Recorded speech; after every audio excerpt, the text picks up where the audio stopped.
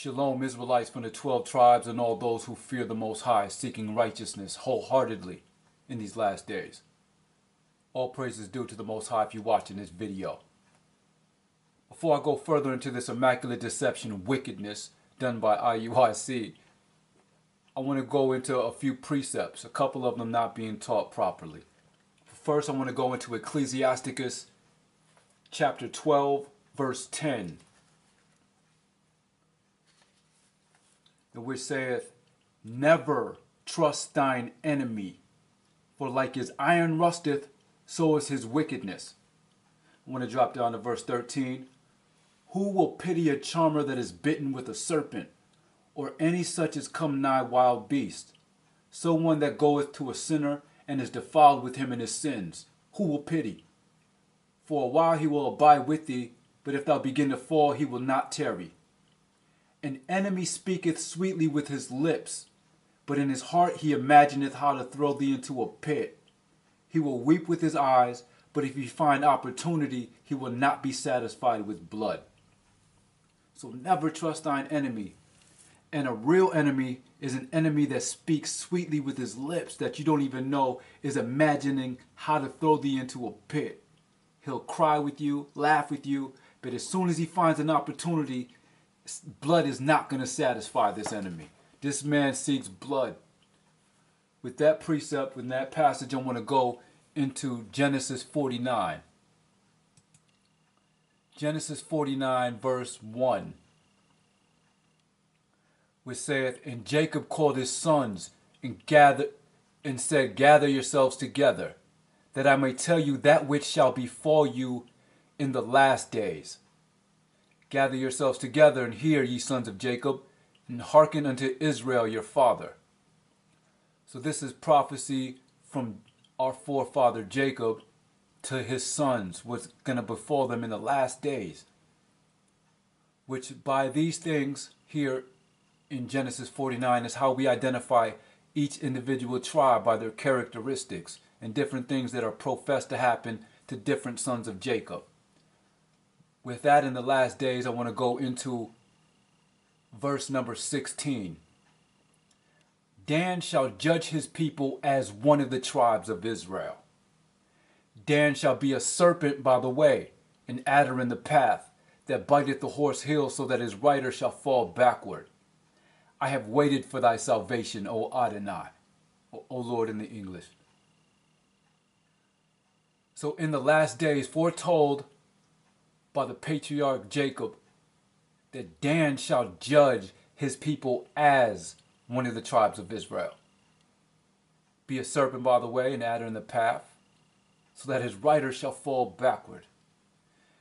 From the beginning of my awakening, I searched diligently to find someone teaching the truth about these three precepts, and failed. I could not find anyone teaching the truth about exactly who the tribe of Dan is in these last days, how it is that he has caused the rider to fall backwards, which caused for me to seek out diligently for myself exactly who these people are and what these things mean, with precept upon precept, line upon line, and in history. With all diligence, I sought to find out who is judging and who is setting the rider backwards and who this nation of people is. Which I told the Issacharite brother that for all of these tribes, we're supposed to be seeking diligently exactly which one, so that you're not lying about the charts and you're not lying about your brethren. So to get to verse 16, 17, and 18, and just overpass that to say that has no relevance into our salvation, even though verse 18 says differently. This has nothing to do with Israel. This doesn't even matter. To get to verse 16, 17, 18 takes a manipulation.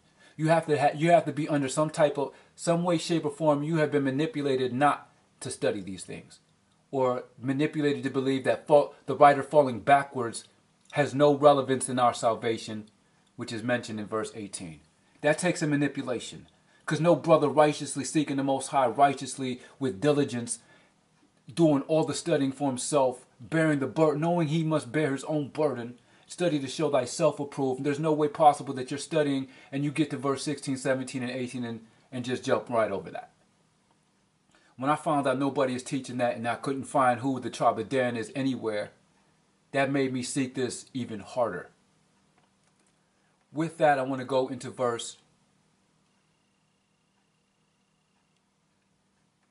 want to go into Deuteronomy 33, starting in verse 1. And this is the blessing wherewith Moses, the man of the Most High, blessed the children of Israel before his death. So these are blessings from Moses before his death. I want to drop to verse 22. Deuteronomy 33:22. And of Dan, he said, Dan is a lion's whelp. He shall leap from Bashan. That goes very, very deep. Because if you go into Revelation 7 and 4, you go into the chosen elect of the Most High, those who are sealed from the 12 tribes of Israel, the 12,000 from the 12 tribes, Dan is nowhere mentioned. For as it is written in verse 22, it says, Dan is a lion's whelp, he shall leap from Bashan. These things are not being taught. I want to go back to verse 16 here in Genesis 49:16. Dan shall judge his people as one of the tribes. What does it mean to judge his people? How we get the understanding and breakdown of these things is precept upon precept, line upon line, here a little, there a little. That's how you understand exactly what these things mean and to break them down to get the understanding. Precept upon precept, line upon line, as foretold in Isaiah 28. With that, I want to go precept what judging means. To precept what it means to judge Israel, I want to go into Exodus 18. Exodus 18, starting with verse 15. And Moses said unto his father-in-law, because the people come unto me to inquire of the Most High. People was coming to Moses to learn about the Almighty Powerful. It says, because the people come unto me to inquire of the Most High. When they have a matter, they come unto me, and I judge between one and another. And I do make them to know the statutes of the Most High and his laws. I want to go to verse 21. Moreover, thou shalt provide out of all the people able men, such as fear God, men of truth, hating covetousness, and place such over them to be rulers of thousands, and rulers of hundreds, rulers of 50s, and rulers of 10s, and let them judge the people at all seasons. And it shall be that every great matter they shall bring unto thee, but every small matter they shall judge. So shall it be easier for thyself, and they shall bear the burden with thee. This was direction from Moses' father-in-law, what he should do, because the burden of judging was so heavy, he should break these judgings down into different people, different rulers of thousands, different rulers of tens. If thou shalt do this thing, in verse 23, and the Most High command thee so, then thou shalt be able to endure, and all the people shall go to their place in peace. So the part that I want to bring out, the meat of it, is what it means to judge. To inquire, the people inquired of Moses of the Most High. And he, here in 16, it says, when they have a matter, they come unto me, and I judge between one and another. And I do make them to know the statutes of the Most High and his laws. With that, I want to precept that with Matthew 23 in the New Testament. Matthew 23, verse 1. And spake Yahushua, Jesus in the English, to the multitude and to his disciples, saying, the scribes and the Pharisees sit in Moses' seat. So that means that they was judging. They was doing the deeds of Moses. They was doing what Moses was doing in the last days then, judging Israel. So the things that the Pharisees and the scribes were doing, people would go to them to inquire of the Most High, and they were judging between matters, small and big. I want to go back to verse 16. Dan shall judge his people as one of the tribes of Israel.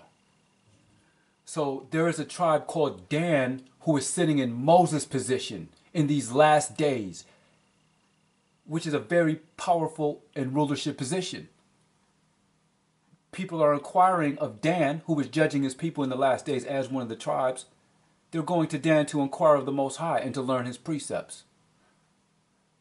Dan shall be a serpent by the way, an adder in the path that biteth the horse heel, so that his rider shall fall backwards.